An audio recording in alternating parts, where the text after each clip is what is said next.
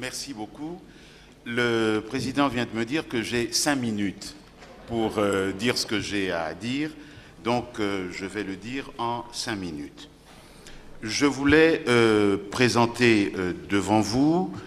en historien, quelque chose qui pourrait être appelé l'exception française sur la question des Noirs. Avant que j'y arrive, un petit point pour dire que la question noire que nous posons aujourd'hui, en réalité, elle est posée depuis longtemps en France. La France est le pays des droits de l'homme, mais la France est aussi le pays de Gobineau. Gobineau, dont il y a quelques années, Jean-Marie Le Pen a repris mot pour mot le titre de son livre en disant, Jean-Marie Le Pen, « Je crois en l'inégalité des races ». Alors, face à ce scandale, lorsque le livre de Gobineau est republié dans les années 80, ce sont des Noirs qui vivent à Paris, qui sont pour la plupart originaires de Haïti, qui sont donc des Noirs libres, qui se sont émancipés de l'esclavage. Ce sont des Noirs qui vont les premiers attaquer frontalement cette question de l'inégalité des races.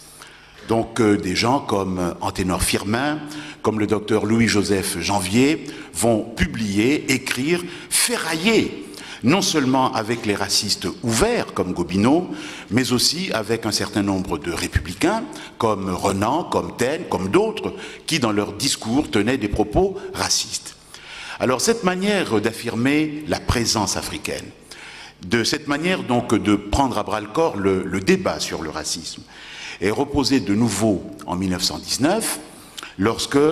Dubois et quelques autres viennent, lorsqu'est réunie la conférence de la paix de Versailles, poser la question noire, la question des droits des peuples à disposer d'eux-mêmes, qui est reconnue à certains peuples, disons pour faire vite, blancs d'Europe, et qui devrait être reconnue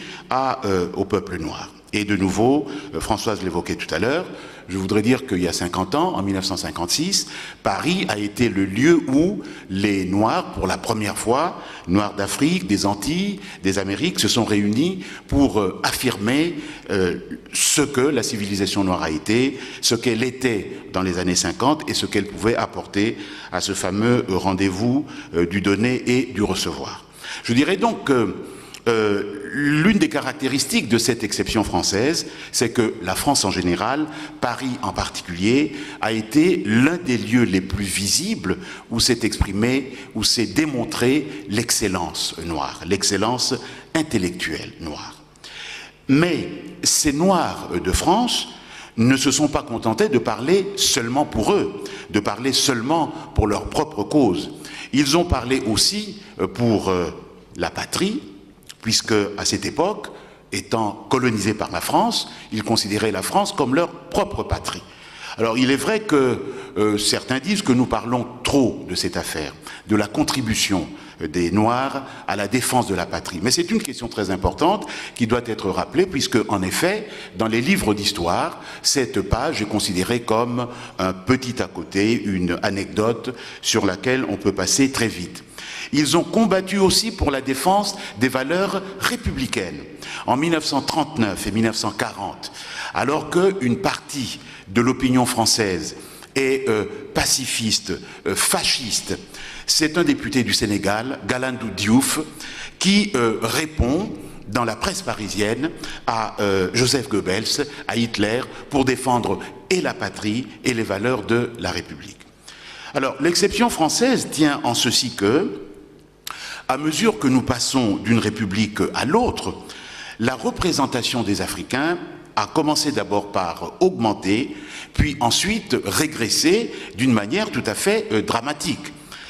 Notre rapport avec la Première République est très clair. Elle a aboli l'esclavage, même si elle a tendance dans son discours à tenir un discours paternaliste et à considérer que c'est elle qui a donné la liberté aux Noirs, alors que nous savons aujourd'hui que ce sont les Noirs eux-mêmes qui se sont d'abord donné la liberté. Notre rapport avec la Deuxième République est clair aussi, puisqu'elle a à son tour aboli l'esclavage à peu près dans les mêmes conditions. Notre rapport à la Troisième République est tout aussi clair, parce que la Troisième République a été le régime qui a commencé à donner de la visibilité aux Noirs. On pourrait expliquer, démontrer comment tout cela s'est passé et citer un certain nombre de noms de personnages importants, mais il est important de savoir que, alors que partout dans le monde, la colonisation a reposé sur des formes multiples de racisme, la France républicaine, tout en tenant quelquefois le discours sur les civilisations supérieures et les civilisations inférieures, la France républicaine a donné à un certain nombre de Noirs des positions éminentes. Le commandant Mortenol a été commandant de Paris, le député du Sénégal, Blaise Diagne, a été secrétaire d'État et, par exemple, Félix Eboué a été l'un des très hauts fonctionnaires de la République française en Afrique, au point d'ailleurs de choquer profondément les homologues belges et britanniques dans l'Empire. Notre rapport à la Quatrième République est encore tout à fait clair, parce que dans les trois assemblées de la Quatrième République, à la Chambre des députés, au Conseil de la République, au Conseil de l'Union française, vous avez plusieurs dizaines de députés noirs qui siègent, qui parlent des problèmes de l'Afrique, mais qui aussi, lorsqu'ils déposent des propositions de loi, déposent des propositions de loi qui concernent les problèmes français.